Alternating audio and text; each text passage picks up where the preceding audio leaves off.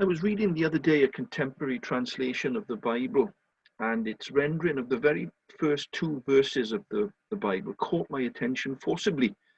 It was translated like this: "In the beginning, God created the heavens and the earth. Now the earth was formless and empty. Darkness was over the surface of the deep. And the Spirit of God swam along the face of the waters." The Spirit of God swam along the face of the waters. I'd never thought before of the movement of the Holy Spirit as like swimming. Swimming is one of the things that my wife and we really enjoy, and it's one of those things that we've really missed during this lockdown period. Our local pool still isn't open at the moment, and I've missed swimming. I've missed doing a good number of lengths to keep reasonably physically fit.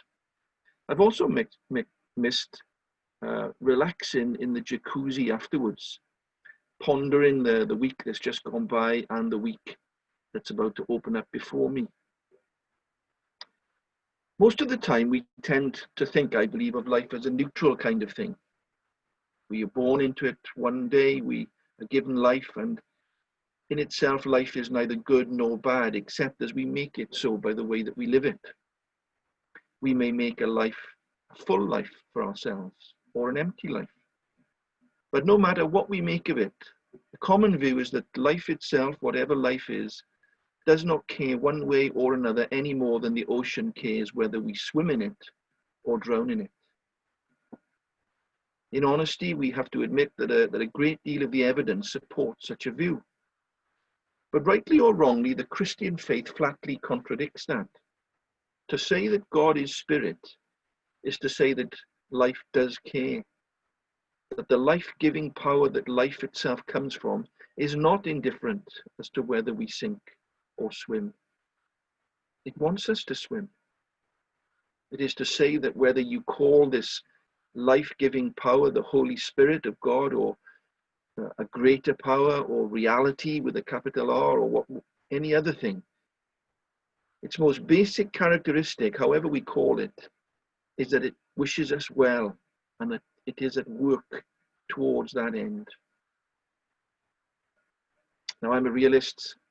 Heaven knows that terrible things happen to people in this world. The good die young and wicked people seem to prosper. And in any one town, anywhere, there is surely grief enough to freeze your blood.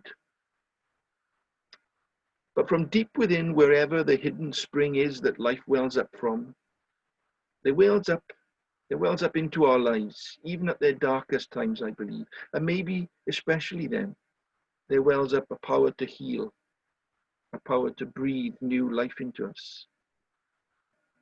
And in this regard, I think every person at one time or another in their life experiences, in the thick of their joy or the thick of their pain, they experience a power that comes out of the depths of their life to bless them.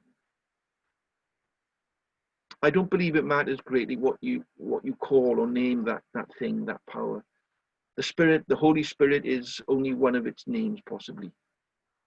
But what I think does matter, and I think it matters greatly, is that we do open ourselves up to receive it, that we address it, and that we let ourselves be addressed by it, that we move in the direction that it seeks to move us, in the direction of fuller communion with it, or fuller communion with each other. You see, our souls can still swim, even when our bodies cannot. Peace of God be with you all this day.